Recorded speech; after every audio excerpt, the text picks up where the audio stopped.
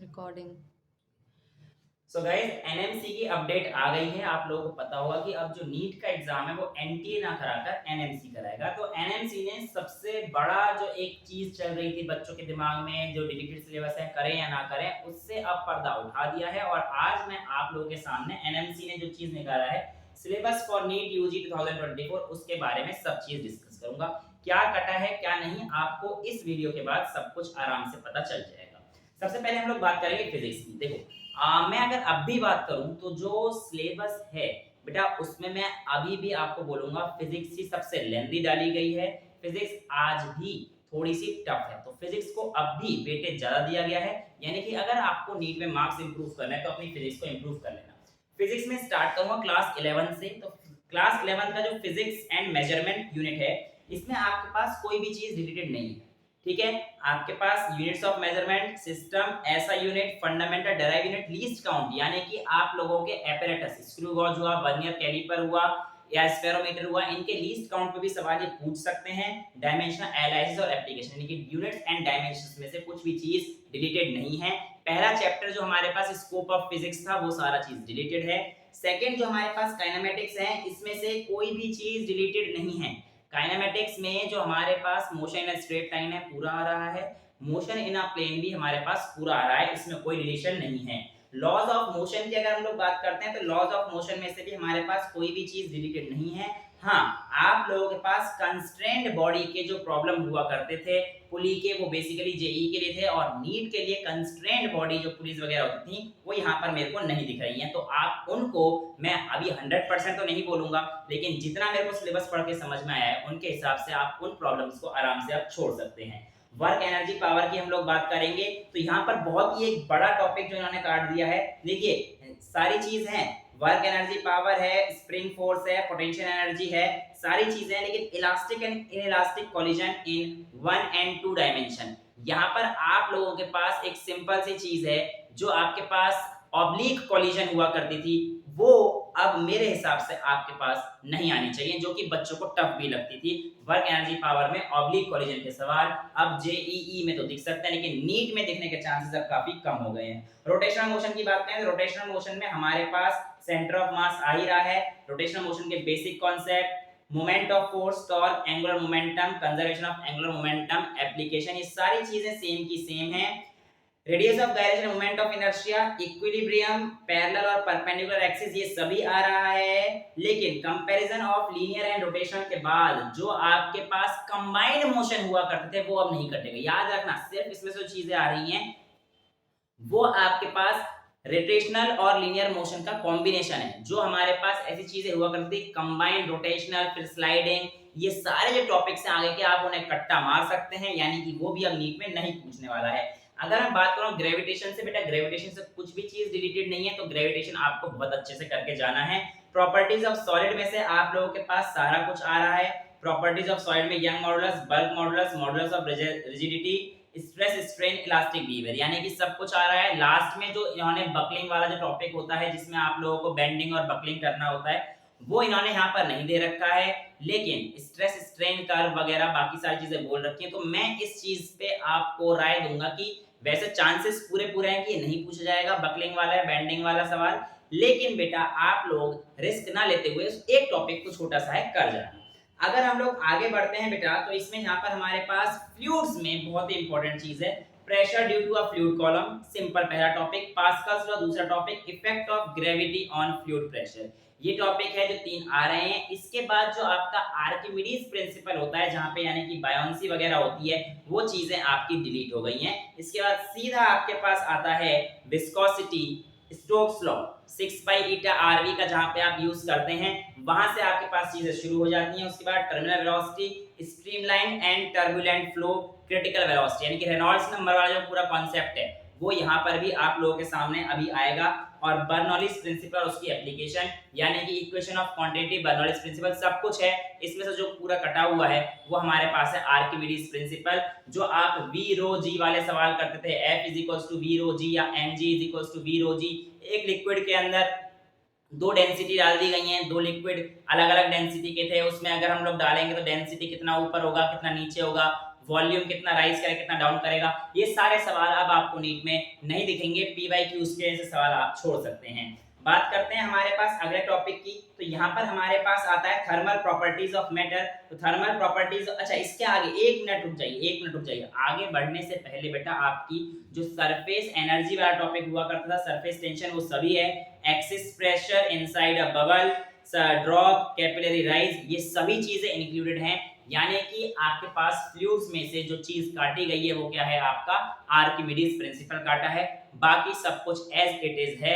और अब फ्लूइड्स को छोड़ने की गलती मत कर देना, क्योंकि टॉपिक्स डिलीटेड हो चुके हैं। तो जो टॉपिक हैं उनमें से चीजें थोड़ा सा डीप पूछे जाने के चांसेस काफी बन जाते हैं। इसके बाद अगर हम लोग बात करते हैं अपना थर्मल प्रॉपर्टीज ऑफ मैटर में से हीट, टेम्परेचर, थर्मल एक्सपांशन, यानी कि आप लोगों का अल्फा, बीटा, गामा से टॉपिक पूछे जाने के चांसेस इस बार काफी ज्यादा बनते हुए मुझे दिख रहे हैं। Specific heat capacity, calorimetry, change of state, latent heat, heat transfer, conduction, convection, radiation. यहाँ पर कहीं पर भी हमारे पास न्यूटन्स लॉ ऑफ कूलिंग के बारे में बात नहीं करी गई है, जो कि इस चैप्टर का सबसे इंपॉर्टेंट टॉपिक बना करता था। लेकिन बेटा यहाँ पर जो लास्ट टॉपिक दे रखा है रेडिएशन, इसी में ही आपके पास न्यूटन्स लॉ ऑफ कूलिंग आता है। तो आप ना दिया हो तब भी न्यूटन्स लॉ ऑफ कूलिंग को बेटा बिल्कुल मत छोड़ना, क्योंकि क्वेश्चन उससे बनने के चांसेस इस टॉपिक में से, थर्मल प्रॉपर्टीज में से सबसे ज्यादा होते हैं।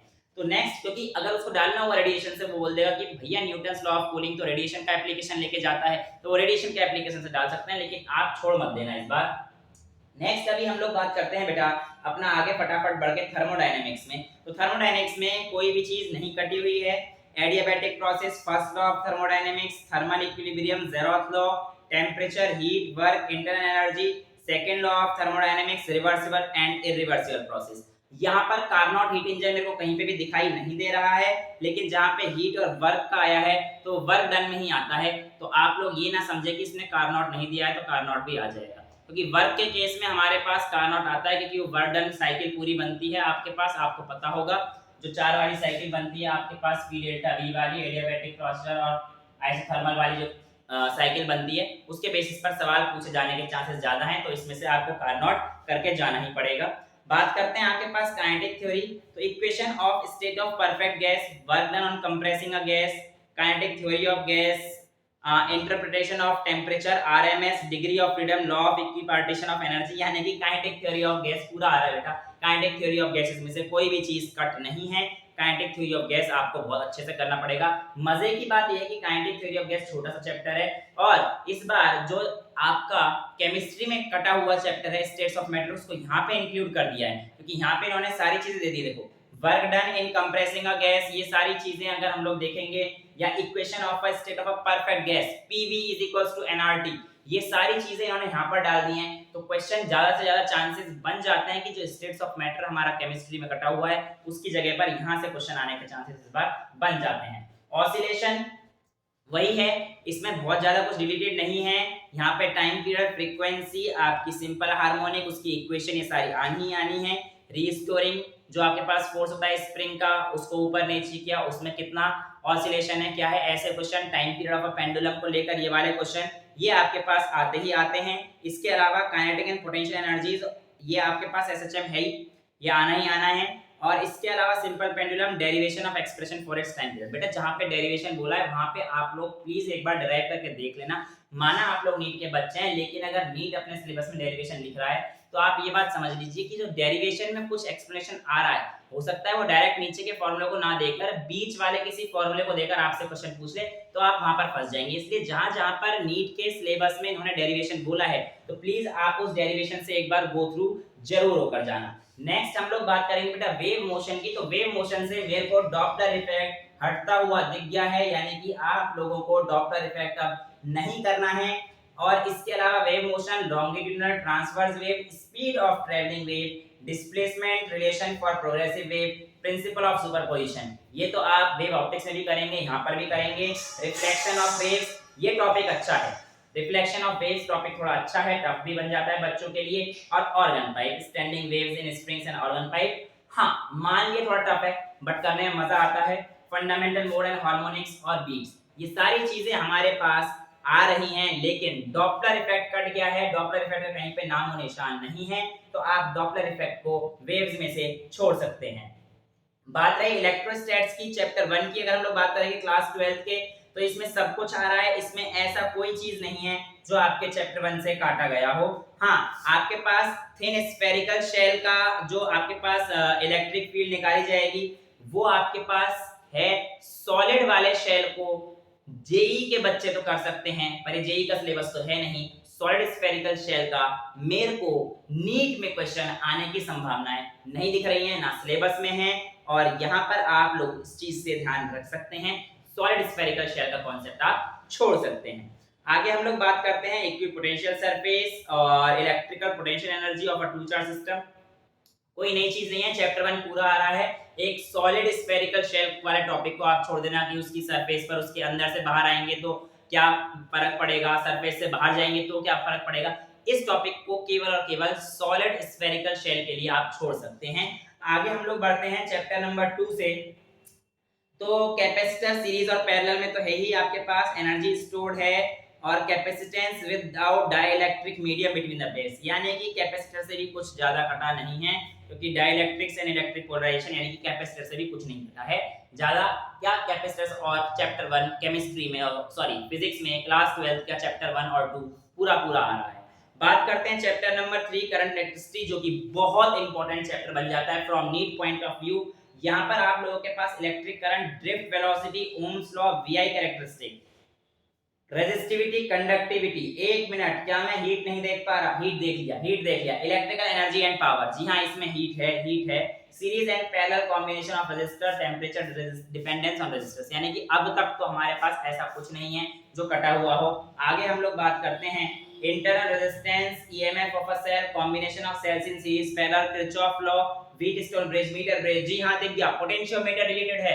पोटेंशियोमीटर को अब आप लोग कट्टस मार सकते हैं, नीट के सिलेबस से पोटेंशियोमीटर अब खत्म हो चुका है, जिसके क्वेश्चंस 2-4 अगर के निकालने के चक्कर में और इधर उधर करने के चक्कर में या पोटेंशियल ग्रेडियंट निकालने के चक्कर में बच्चे गलती कर देते थे पोटेंशियोमीटर में, लेकिन अब आपको वो दिक्कत नहीं आएगी। दोस्तों अगर आपने अभी तैयारी शुरू नहीं करी है ना, लग जाओ आज से, सिलेबस इतना सिंपल आ चुका है आपको कि आप खुद नहीं जानते कि कितना इजी आपके लिए हो गया है। नेक्स्ट अगर हम लोग बात करेंगे magnetic effects of current and magnetism में से चैप्टर नंबर 4 की अगर मैं बात करूंगा तो बेटा यहाँ पर मेरे को कोई भी चीज डिलीट होती हुई नहीं दिखी है। चैप्टर 4 में सभी चीजें आ रही हैं।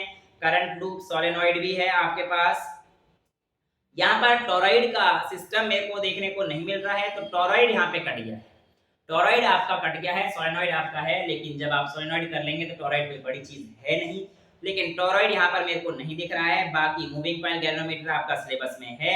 इसके अलावा आपका current sensitivity, voltage sensitivity, conversion ammeter, यानी कि ये सब कुछ है। हमारा जो इसमें कटा हुआ है वो है टॉरॉइड। टॉरॉइड को अब आप एक्सक्लूड कर सकते हैं।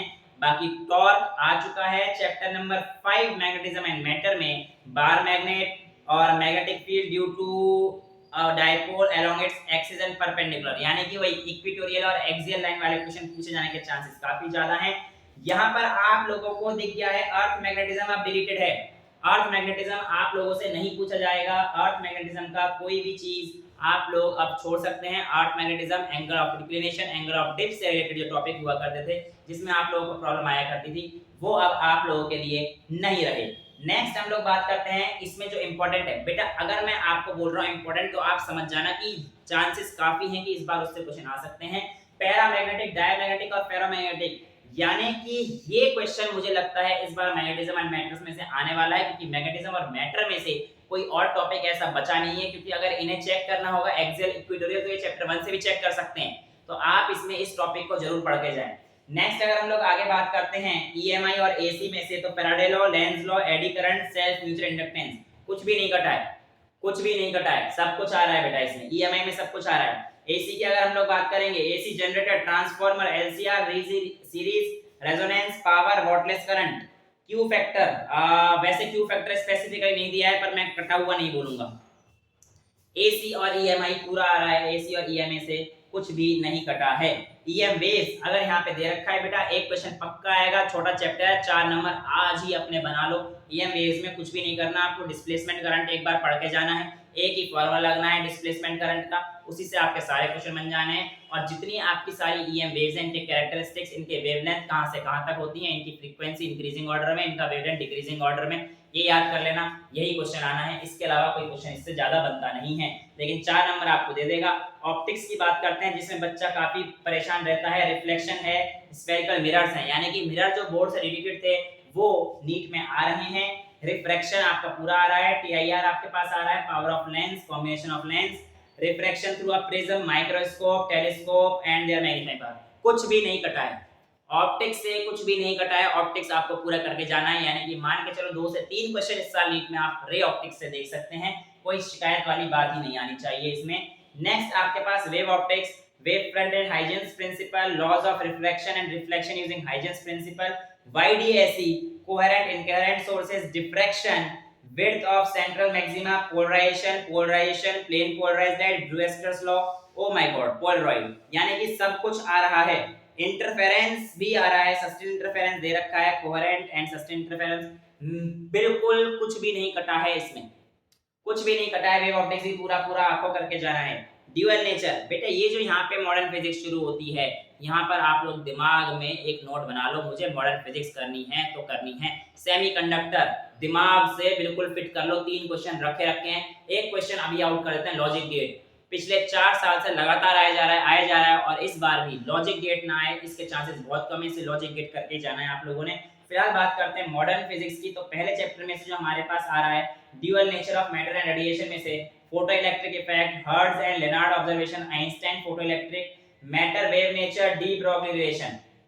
जी हाँ, इसमें मुझे केवल और केवल जो लास्ट में एक एक्सपेरिमेंट हुआ करता था, कौन सा डी से जो साइंटिस्ट थे आपके, मुझे बिल्कुल एग्जैक्ट याद नहीं आ रहा है, वो साइंटिस्ट अभी पढ़ाते पढ़ाते याद आ जाएगा, जिसका 55.4 पे मैक्सिमम पीक बनता था, वो वाला टॉपिक था, वो आपका नहीं आ रहा है ड्यूअल नेचर में से। बाकी सब कुछ डिवीजन जर्मल, डी से डिवीजन जर्मल मेरे को यहाँ पर दिखाई नहीं दे रहा है, तो आप डिवीजन जर्मल वाला topic dual nature of matter and radiation से छोड़ सकते हैं। एटम्स एंड न्यूक्लियाई में से अगर मैं बात करूंगा तो alpha scattering, Rutherford, bore energy, hydrogen spectrum, atomic mass, nucleus mass energy relationship, binding energy पर न्यूक्लियर, न्यूक्लियर फिशन फ्यूजन। जी नहीं, कुछ भी नहीं कटा है। एटॉमिक एंड न्यूक्लियाई पूरा पूरा आपके लिए आ रहा है, एटम्स एंड न्यूक्लियाई आप पूरा करेंगे। यहाँ पर बात करते हैं इलेक्ट्रॉनिक डिवाइसेस की, तो इलेक्ट्रॉनिक डिवाइस में आपके पास सेमीकंडक्टर पूरा आ रहा है, लेकिन आपके पास ये diode as a switch, diode, NPN, वो सारी चीजें आपकी हट चुकी हैं, केवल forward bias, reverse bias, IV characteristics, solar cell, Zener diode, ये बहुत अच्छे से करके जाना बेटा, इसी से क्वेश्चन बनेगा बस। Zener diode as a switch, Zener diode as a voltage regulator है, लेकिन स्विच वगैरह बाकी सारे कट गए हैं। एनपी, एनपी, एनपी, इसके आगे सारे जितने भी टॉपिक थे आपको कुछ करने की जरूरत नहीं है, बड़ा वाला कांटा आप मार सकते हैं इसके ऊपर। लॉजिक गेट में केवल यही चीज दी गई है, और, and, not, NAND and not, यानी कि इन्हीं के कॉम्बिनेशन। लेकिन बेटा यहाँ पर आप एक गलती मत कर देना, जोर गेट हुआ, एक्सोर गेट हुआ, है ना, ये जितने भी गेट्स इसके बनते हैं, प्लीज लॉजिक गेट बहुत अच्छे से करके चला जाना, क्योंकि वो इन्हीं के कॉम्बिनेशन से ही बनते हैं। तो यहाँ पर आप कोई भी गेट को नहीं छोड़ सकते, कोई भी गेट हो आपको गेट सारे करके जाने होंगे। नेक्स्ट बात करते हैं एक्सपेरिमेंटल स्किल्स, तो बेटा यहाँ पर आपके पास वही सारी चीजें जो हम लोगों ने देखी हैं, लेकिन केमिस्ट्री में जो यहाँ पर चीज एक बोल दी गई है, केमिस्ट्री में यहाँ पर एनटीए ने थोड़ा सा खेल दिया है, नॉट एनटीए एक्चुअली एनएमसी। तो ये आपके पास फिजिक्स का था दोस्तों। फिजिक्स थोड़ी सी लेंथी है और आपका सिलेक्शन फिजिक्स ही कराएगी, प्लीज थोड़ी सी मेहनत कर लीजिए। बात करते हैं केमिस्ट्री की, तो some basic concepts of chemistry chapter 1 पूरा का पूरा एज इट इज है, यानी कि आपके पास जो यहाँ पे बोल रखा है लॉ ऑफ केमिकल कॉम्बिनेशन, यानी कि चैप्टर 1 को स्टार्टिंग के पेज से लेकर आखिर तक आपको पढ़ना पड़ेगा। जितने भी लॉ थे, लॉ ऑफ केमिकल हो, चाहे मल्टीपल हो, चाहे रेसिप्रोकल हो, चाहे कोई सा भी लॉ आपको सारे करने हैं, और स्टोइचियोमेट्री यानी कि मोल कॉन्सेप्ट का पूरा टॉपिक आपको दिमाग में फिट करके चलना है। एटॉमिक स्ट्रक्चर से कुछ भी नहीं कटा है, सारा कुछ आपको एटॉमिक स्ट्रक्चर से करके जाना है। केमिकल बॉन्डिंग से भी कोई चीज नहीं कटी है, केमिकल बॉन्डिंग आपको बहुत इंपॉर्टेंट मेरे को यहाँ पे दिखाई दे रही है, और इस बार फिट करके चलो 3 क्वेश्चन केमिकल बॉन्डिंग, अभी बोल रहा हूँ आप लिख के लेना, 3 क्वेश्चन केमिकल बॉन्डिंग से 100% आने वाले हैं, क्योंकि बाकी चैप्टर रिलीज हो गए हैं, उसका वेटेज फिर इस चैप्टर का, इंपॉर्टेंट चैप्टर का पूरा बढ़ जाता है। बात करेंगे हम लोग अब चैप्टर नंबर 3 की। आप सोच रहे हैं 3 है, 3 एनएमसी ने डाला हुआ है, लेकिन बाद में डाला हुआ है, मैंने पूरा देख लिया है। केमिकल थर्मोडायनेमिक्स की बात करेंगे तो थर्मोडायनेमिक्स से इन्होंने कोई भी चीज नहीं काटी है, थर्मोडायनेमिक्स आपका एज इट इज पूरा का पूरा आ रहा है। अगर हम लोग बात करते हैं सॉल्यूशन चैप्टर की, यानी कि रुक जाइए आप लोगों की खुशी की खबर ये है, chapter number 5 states of matter उड़ चुका है। स्टेट्स ऑफ मैटर अब आपके लिए नहीं रहा, कोई परेशानी क्रिएट नहीं करेगा।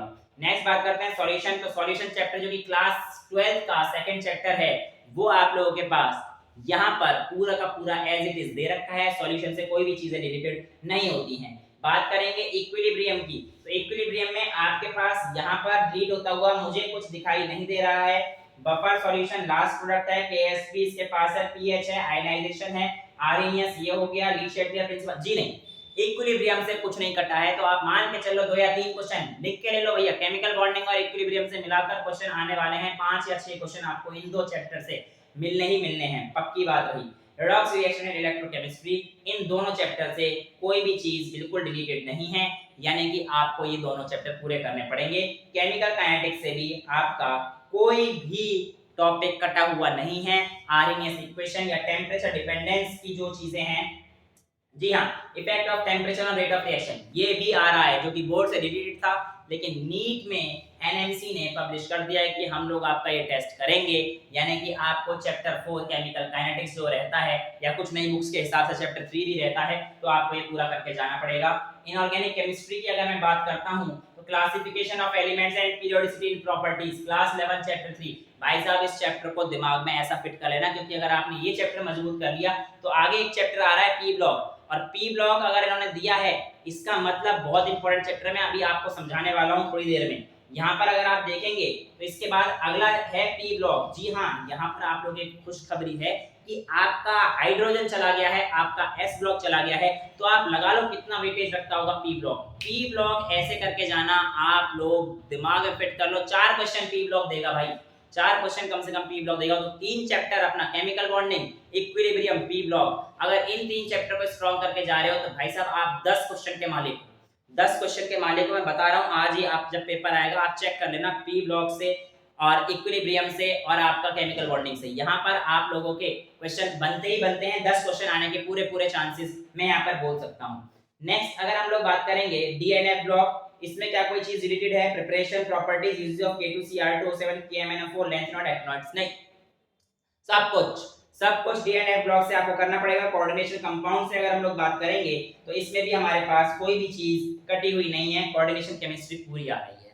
ऑर्गेनिक केमिस्ट्री में nothing has been deleted, organic chemistry आप लोगों को पूरा करना पड़ेगा। मोर ओवर जो पहले के टॉपिक नहीं दिया करते थे, काफी कुछ टाइम से मैं देख रहा था, जैसे कुछ पेपर्स को देख रहा था, तो वहां पर आप लोगों के पास ये जो प्योरिफिकेशन था कि नाइट्रोजन, लीबिग्स टेस्ट हो गया, फास्फोरस, सल्फर, या जितने भी कैरोज मेथड, ड्यूमास मेथड, ये सारे जो मेथड बनते थे केमिस्ट्री में टेस्ट करने के, ये सारी चीजें बेटा पिछले कुछ टाइम से टेस्ट नहीं करी जा रही थी, और अगर करी भी जा रही थी तो वो आप मोल्ड कॉन्सेप्ट के मेथड को लगाकर आप सिंपल से निकाल लेते थे। लेकिन अब जो मैं यहाँ पर सिलेबस देख पा रहा हूँ, एनसीईआरटी के जो लाइनें हैं, crystallisation, sublimation, distillation, differential extraction, chromatography, उनके प्रिंसिपल एप्लीकेशन, यानी कि आपको अभी थोड़ा ध्यान से पढ़ने पड़ेंगे, थोड़े बोरिंग जरूर होते हैं, लेकिन अगर एनएमसी ने डाल दिया है तो समझ के चलो कुछ तो करना पड़ेगा इन टॉपिक्स का। तो बेटा इन टॉपिक्स के लिए आप बिल्कुल भी ढिलाई ना बरतें। एम्पिरिकल फॉर्मूले, मॉलिक्यूलर फॉर्मूले, numerical problems in organic quantitative analysis, मैंने आपको बोल दिया है। अगर यहाँ पे किसी प्रोटीन का मास दे दिया तो विक्टर मेयर टेस्ट जो होता था हमारे पास प्रोटीन्स के लिए कैसे करेंगे वो आपको पता होना चाहिए। यानी कि आपको जो एनसीईआरटी में डेटा गिवन है, जो आपके पास चैप्टर फर्स्ट है some basic concepts of organic chemistry, उसके आप आगे देखोगे तो सारे जितने भी टेस्ट हैं वो आपको अपनी बार दिमाग में फिट करके चलने पड़ेंगे। हाँ, ऑर्गेनिक केमिस्ट्री थोड़ी सी टफ जरूर कर दी है। आगे आपके पास आईयूपीएसी है, electron displacement, common type of organic reaction, substitution, addition, elimination, ये सारी चीजें आप लोगों के पास हैं। हाइड्रोकार्बन से बिल्कुल सेम वही है, एल्केन, एल्कीन, एल्काइन और एरोमेटिक यानी कि बेंजीन के ऊपर सारी चीजें काम करनी है। ऑर्गेनिक कंपाउंड्स कंटेनिंग हेलोजन, यानी कि आप लोगों के पास हेलो एल्केन्स सब कुछ आ रहा है। कंटेनिंग ऑक्सीजन, यानी कि आपके पास अल्कोहल, फिनॉल, ईथर से आ रहा है। ईथर का यहाँ पर सिर्फ और सिर्फ आपके पास स्ट्रक्चर पूछा है। एक चीज जो मैं यहाँ पर देख पा रहा हूँ, रीमर-टीमैन रिएक्शन, भैया नाम के साथ दे दी गई है, मेरे को नहीं पता, लेकिन मैं आज भी आपको बोल देता हूँ, कोलवे रिएक्शन, रीमर-टीमैन और हॉफमैन ब्रोमाइड डिग्रेडेशन, ये 3 रिएक्शन कोई भी पेपर हो आपका, आप इन 3 रिएक्शन को चाहे बोर्ड का हो, चाहे कहीं का हो, चाहे नीट का हो, चाहे जेई का हो, चाहे कोई भी लेवल का एग्जाम हो, ये 3 रिएक्शन जरूर करके जाना बेटा। कोलवे हो गई, रीमर-टीमन हो गई और आपको तीसरी हॉफमैन ब्रोमाइड डिग्रेडेशन जो प्राइमरी अमीन की सिंथेसिस के लिए यूज होती है। ये रिएक्शन बिल्कुल करके जाना, दिमाग में बिल्कुल फिट करके जाना। एल्डिहाइड कीटोन से जो जो इसने नाम दे रखे हैं, वुल्फ किशनर, ग्रिग्नार्ड रीजन, केनिज़र और एल्डोल, यानी कि जो जिसने नेम दे रखे हैं उनको तो गलती से भी ये गलती मत कर देना कि आप छोड़ के जाए। यानी किसने अगर नेमिंग दे दी तो भाई साहब फिट कर लो दिमाग में, ये तो जरूर पढ़ के जाऊंगा, बेशक कोई और नेमिंग करके जाएगा नहीं करके जाऊंगा, क्योंकि 50 से ऊपर नेमिंग रिएक्शन है आपकी, लेकिन ये जरूर करके जानी जो इसने यहाँ पर मेंशन कर दी है। इसके आगे अगर मैं बात करता हूँ chemical test distinguish between aldehyde and ketone, boards के सिलेबस में भी आप लोगों ने बहुत बार पढ़ लिया होगा, तो यहाँ पर भी ये उतना ही इंपॉर्टेंस रखता है। और उसके बाद acidic strength and factors affecting it, तो कौन कौन से फैक्टर है जो उसकी कार्बोक्सिलिक एसिड की स्ट्रेंथ को अफेक्ट करेंगे, ये सारी चीजें आपको देखकर जानी है। कंपाउंड्स कंटेनिंग नाइट्रोजन में अगर मैं बात करूंगा तो कुछ भी नहीं कटा है, इंपॉर्टेंस एंड सिंथेसिस जी नहीं, सब कुछ इसमें आ रहा है। नाइट्रोजन यानी कि अमीन चैप्टर में से कुछ भी नहीं कटा है। बायोमोलिक्यूल्स की बात करूंगा, कुछ भी नहीं कटा है, बायोमोलिक्यूल्स पूरा करना है। लेकिन एक मिनट, पॉलीमर पूरा उड़ चुका है, पॉलीमर इस बार आपको नीट के लिए नहीं करना है, पॉलीमर यहाँ पर उड़ चुका है। बहुत इंपॉर्टेंट चीज इन्होंने दे दी, principle related to practical chemistry. यहाँ पर आप लोग मात खा जाएंगे कि जिन बच्चों ने काम नहीं कर रखा होगा उनको दिक्कतें आएंगी। डिटेक्शन ऑफ एक्स्ट्रा एलिमेंट, मैंने आपको अभी बताया, जो आपके पास केमिस्ट्री में ऑर्गेनिक केमिस्ट्री की डिटेक्शन कराते हैं, नाइट्रोजन, सल्फर, हैलोजन, ये सारे मेथड अब आपको पता होने चाहिए। क्या आपकी इनकी केमिस्ट्री रहती है, क्या रिएक्शन होती है, ये सारी चीजें आपको पता होना चाहिए। Preparation of following, more salt, potassium, इनकी की प्रिपरेशन कैसे करते हैं, रिएक्शन क्या करते हैं, इनका मोलर मास क्या रहता है, इन सब चीजों के बारे में अब आपको जानकारी होनी चाहिए। ऑर्गेनिक कंपाउंड्स में acetanilide, para nitro acetanilide, aniline, yellow iodoform, यानी कि आप लोगों के पास बहुत ही इंपॉर्टेंट चीज कहना चाह रहा है कि ऑर्गेनिक केमिस्ट्री को भैया ध्यान से कर लेना। ऑर्गेनिक केमिस्ट्री में इन्होंने काफी सारी चीजें दे रखी हैं। यहाँ पर टाइट्रेशन की चीज पे भी ऑक्सैलिक एसिड वर्सेस KMnO4 और मोहर सॉल्ट वर्सेस KMnO4 की जो टाइट्रेशन आप लोग करते रहते हैं, वो ट्यूब से निकाल कर उसको हिलाते रहते हैं और उसके बाद कलरलेस तक आने तक वो पॉइंट लिखते हैं, उसकी कैलकुलेशन क्या है, कैसे करते हैं, स्ट्रेंथ वगैरह के ऊपर, जो नॉर्मेलिटी, मोलैरिटी, इन सब चीज के ऊपर आपका कमांड अब बहुत मजबूत होना चाहिए। क्या केमिकल प्रिंसिपल रहेंगी, आप जब सॉल्ट एनालिसिस करते हैं, कुछ कैटायंस और एनायंस आपकी मैम कहती होंगी, लो बताओ इस सॉल्ट में कौन सा है, कौन से कैटायन है, कौन से एनायन है। आप लोगों ने इधर उधर ताक झांक करके बहुत सारे काम, मैंने भी ऐसे ही करे थे, कोई बड़ी बात तो है नहीं, लेकिन बेटा आप जब नीट की तैयारी कर रहे हो तो बिल्कुल ऑनेस्ट रहना। तो ये आपके पास इंपॉर्टेंट है। लेकिन इंपॉर्टेंट चीज और एनसीईआरटी ने क्या आसान कर दी कि सॉल्युबल सॉल्ट आपके पास केवल आपको करने हैं, इनसॉल्युबल सॉल्ट एक्सक्लूडेड है।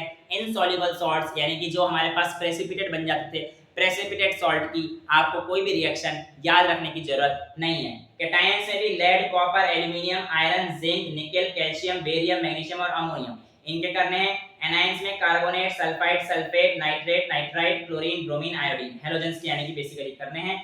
आपके पास chemical principles involved in the following experiments: enthalpy of solution of CuSO4, enthalpy of neutralization of strong acid and strong base, preparation of lyophilic and lyophobic or kinetic study of the reaction of iodide ions with H2O2 at room temperature। ये आपको करना है।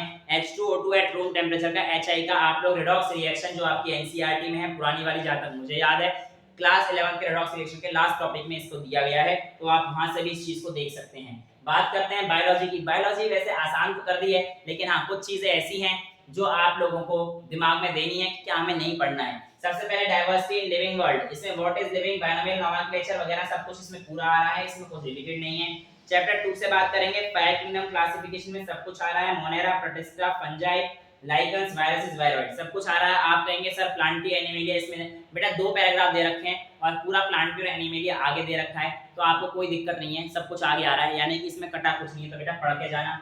अगला दे रखा है salient feature and classification of plants into major group. Sir इसमें भी सिर्फ एल्गी, ब्रायोफाइट, पेरिडोफाइट, जिम्नोस्पर्म दे रखा है, क्या एंजियोस्पर्म कट गया? नहीं, गलतफहमी मत रहना। क्लास 12 का चैप्टर नंबर 1 जो आप पढ़ते हैं, sexual reproduction in flowering plant, जो नई बुक है, पुरानी बुक के हिसाब से चैप्टर नंबर 2, जी हाँ, उसके हिसाब से आप लोग कह सकते हैं कि सारी चीजें आ रही हैं, यानी कि एंजियोस्पर्म, जिम्नोस्पर्म, प्लांट किंगडम पूरा आ रहा है। मेरा कहने का मतलब है सिंपल, प्लांट किंगडम पूरा आ रहा है। Salient features and classification of animals, non chordate up to phylum level and chordate up to classes level, यानी कि आपको पता होगा कि नॉन कॉर्डेट से फाइलम कहां तक है। नॉन कॉर्डेट में केवल फाइलम के बारे में आ रहा है, और जो कॉर्डेट्स है, जहां से आपके हेमी कॉर्डेटा शुरू हो जाता है, जो कॉर्डेट्स है उनकी क्लासेस के उस पर भी बात कर सकते हैं, जैसे कि ज्ञाथा और अज्ञाथा, इन सब की बात भी आपकी कर सकते हैं। लेकिन आपके पास क्लासेस किस में जाएंगे, केवल और केवल कोऑर्डिनेट्स में। जो नॉन कोऑर्डिनेटर की क्लास के बारे में नहीं पूछेंगे, उसमें सिर्फ फाइलम पूछेंगे। जैसे कि आपसे मेजर चीज पूछ ली, आपसे जाकर ये नहीं पूछेंगे कि आपका गैस्ट्रोपोडा किस में आ गया, ये सब किस में, ये सब चीजें नहीं पूछेंगे। अब आपसे केवल केवल पूछेंगे भैया फाइलम मोलस्का में क्या चीज है। फाइलम मोलस्का यानी कि आपको केवल फाइलम के बारे में उसकी स्टडीज करनी है। जितने भी नॉन कोऑर्डिनेट्स हैं उनमें आपको उनकी क्लासेस, सब क्लासेस, ये सब चीजें नहीं करनी है। जैसे कि आप लोग इसमें भी करते थे, पॉरीफेरा में भी एक सिलिक्वा होते थे, एक कैल्शियम वाले होते थे। ये सारी सब क्लासेस मत करो, बिल्कुल मत करो, टाइम वेस्ट मत करो। जो बोला है उसके हिसाब से पढ़ाई करो। बहुत ज्यादा डीप अप जाने की नॉन कोऑर्डिनेट्स में जरूरत नहीं है। कोऑर्डिनेट्स में क्लासेस में पूछा गया है, बट फिर भी मैं सजेस्ट करूंगा यहाँ पर एनसीईआरटी पहले आपको फिक्स करनी पड़ेगी। एनसीईआरटी के एग्जांपल, एनसीईआरटी की एक लाइन से फेमिलियर हो जाओ तो मान के चलो 90 में से 80 क्वेश्चन या 85 क्वेश्चन भी इवन वही आते हैं। 5 क्वेश्चन के लिए क्यों टाइम वेस्ट कर रहे हो यार? 5 क्वेश्चन के लिए टाइम वेस्ट तब करना जब आपके 85 क्वेश्चन बहुत ज्यादा अच्छे से हो जाए। नेक्स्ट अगर मैं बात करता हूं आपके पास नेक्स्ट मॉर्फोलॉजी। मॉर्फोलॉजी आपके पास यहाँ पर पूरी आ रही है। एनाटॉमी एंड फंक्शन आपका पूरा आ रहा है। Flowering, root, stem, leaf, inflorescence, cymose, racemose, flower, fruit, seed, practical के साथ, यानी कि इसमें कुछ भी नहीं है। हाँ जी, यहाँ पर इंपॉर्टेंट है, फैमिली थोड़ी सी इंक्लूड एक्स्ट्रा कर दी है। मालवेसी, इसका डायग्राम दे रखा है एनसीईआरटी में, लेकिन इसको एक्सप्लेन नहीं कर रखा है। क्रूसीफेरी, इसको आपको पढ़ना पड़ेगा। लेग्यूमिनेसी, ग्रामिनी, कंपोजिटी, ये आपको पढ़ने पड़ेंगे। 2-3 एक्स्ट्रा है। ग्रामिनी मेरे हिसाब से एनसीईआरटी में नहीं है, उसमें शायद सोलोनेसी का है, लिलिएसी का है और एक फेबिएसी का है ना, यानी कि लेग्यूमिनेसी का है। बाकी ये जो दो हैं मालवेसी, क्रूसीफेरी और कंपोजिटी, कॉम्पोजिटी का है शायद, तो आप चेक कर लेना इसमें। लेकिन ये आपको करके जाने पड़ेंगे इन फैमिली के बारे में। वही जो बनते हैं फ्लोरल फार्मूला K5A5A9+1, ये सारी चीजें जितनी भी बनती हैं ये आपको इस बार देख के जानी पड़ेगी। एनिमल टिश्यूज, बहुत ही बढ़िया काम यहाँ पे कर दिया है। Morphology, anatomy and functions of different system, brief, digestive, respiratory, circular, nervous, reproductive of insect, frog. यार मैं इसमें थोड़ा सा कंफ्यूज हूं। देखो यहाँ पर आप लोगों को बोला गया है, मैं कंफ्यूज इसका मतलब इसलिए कह रहा हूँ कि यहाँ पर ना चीजें काफी ज्यादा शॉर्टकट मार दी हैं। यहाँ पर एक तो आप लोगों का जो पूरा टिश्यूज है वो पूरा गायब कर दिया है, यानी कि आपको जो कनेक्टिव टिश्यू, ब्लड, ये वो पढ़ना पड़ता था, स्केलेटल टिश्यू, ये सब उड़ा दिया है। क्या आप जानते हैं क्यों उड़ाया है? क्योंकि उन्हें पता है भैया ये सब पूछना होगा, मैं ब्लड वाले चैप्टर से पूछ लूंगा। मस्कुलर टिश्यू कुछ पूछना होगा, मैं लोकोमोशन से पूछ लूंगा। तो ये मत सोचना कि इस चैप्टर से उड़ गया है। हाँ, वो जो बहुत सारे जंक्शन थे, टाइट जंक्शन, एडेरिंग जंक्शन, उसमें अगर आपको प्रॉब्लम होती तो आप राहत की सांस ले सकते हैं। जी हाँ, वो कट गया है। लेकिन बाकी उन्होंने जो काटा है वो जाके पूरा ह्यूमन फिजियोलॉजी से पूछेंगे। तो आप मान के चलो इस चैप्टर से आपका केवल मूरख बनाने के लिए उन्होंने टॉपिक को उठाया है। बाकी कोई भी चीज इस चैप्टर से ऐसी कटी नहीं है। मोर ओवर इन्होंने फ्रॉग का आपको बोला है कि सर्कुलेटरी, रेस्पिरेटरी, नर्वस पूरा पढ़े। कॉकरोच के बारे में क्या ख्याल है सर आपका? तो बेटा कॉकरोच और ये चीजें हुई, मैं आपको बार-बार आपको दोबारा सचेत कर देता हूँ, आप कॉकरोच वगैरह ना छोड़ें। क्योंकि जब क्वेश्चन आया था तो एक बार काफी हल्ला हुआ था कि भैया फ्रॉग नहीं है, फिर भी आपने दे दिया। तो एनसीईआरटी या एनटीए वालों ने साफ बोला था भैया हमने तो फ्रॉग जो है जाके दिया था एनिमल किंगडम में से, आप कोई भी क्वेश्चन नहीं कर सकते। इसलिए कॉकरोच और फ्रॉग को करके जाना, इसलिए आप इसमें से रिस्क मत लें। सेल थ्योरी में से कोई भी चीज नहीं कटी है। आपका सेल डिवीजन में से कोई, सेल साइकिल डिवीजन, कोई टॉपिक नहीं कटा है बेटा, याद रहे। मैंने आपको बता दिया। केमिस्ट्री में से अगर हम लोग बात करेंगे, हाइड्रोजन गया है, एस ब्लॉक गया है, एनवायरमेंटल केमिस्ट्री चली गई है, पॉलीमर चला गया, स्टेट्स ऑफ मैटर गया, सॉलिड स्टेट गया, सब गया, कुछ भी करने की जरूरत नहीं है।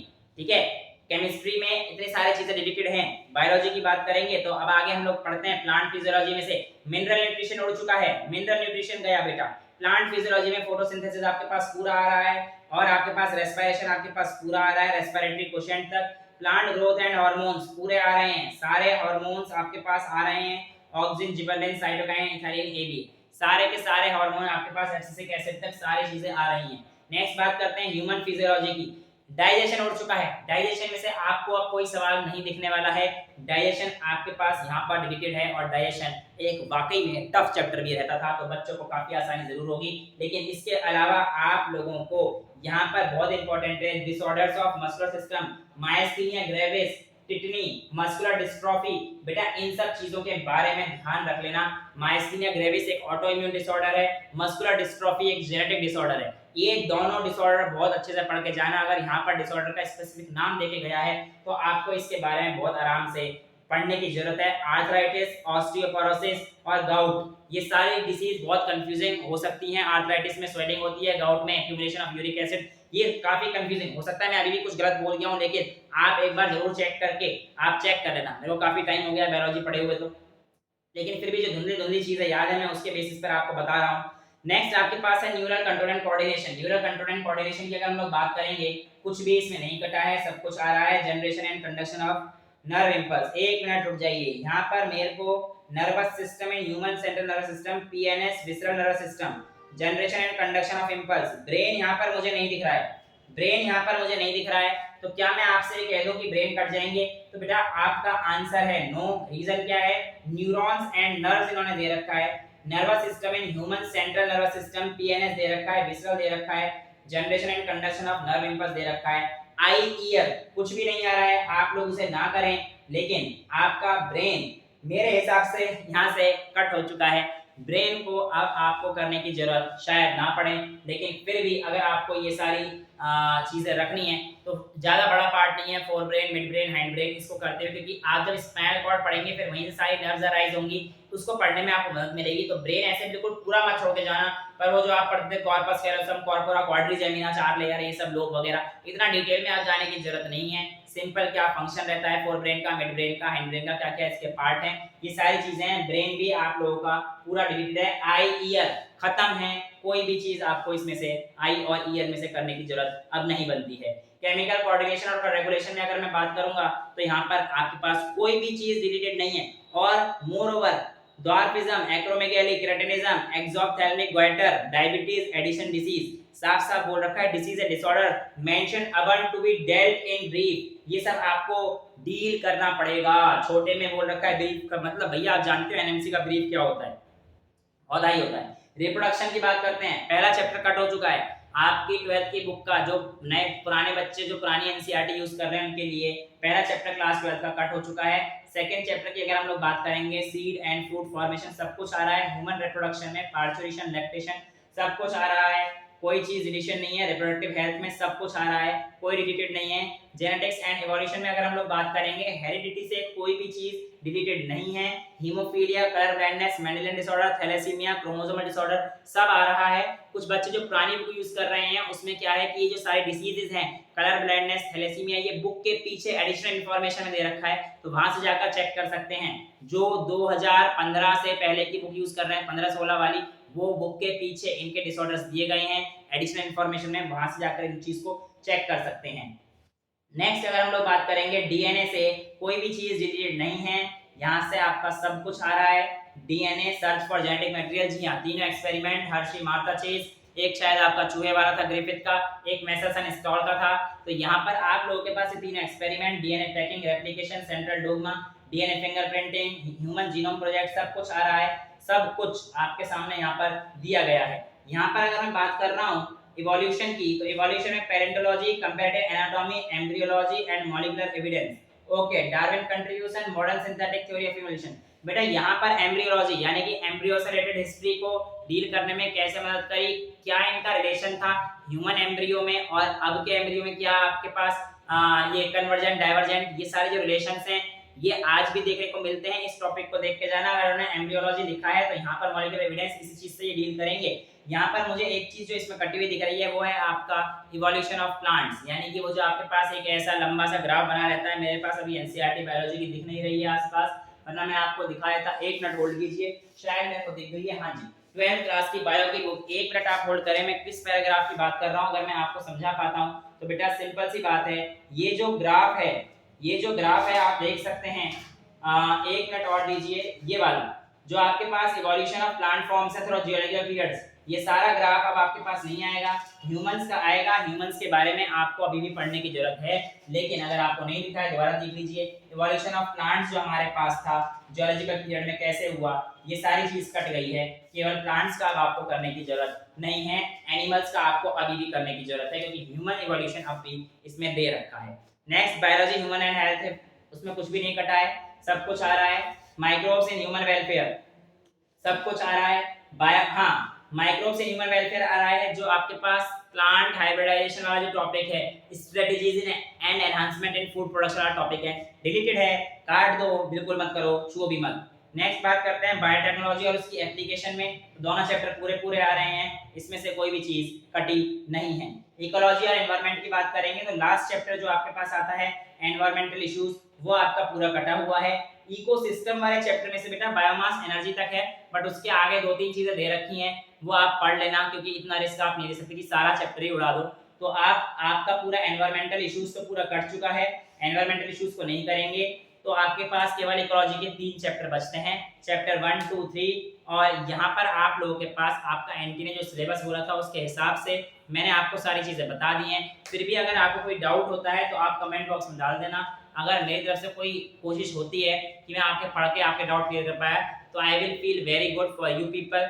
आई होप आप लोग अब दोबारा से एनटीए ने जो एनटीए नहीं, अब तो एनएमसी ने जो सिलेबस डाल रहा है उसको आप तैयारी करना शुरू कर देंगे। आप ही के लिए मैं आप लोगों से गुड बाय बोलूंगा, लेकिन मेरे लिए गुड बाय होगा, आपके लिए नहीं। तैयारी शुरू कर दो। That's all for today, that's all for now, thank you so much.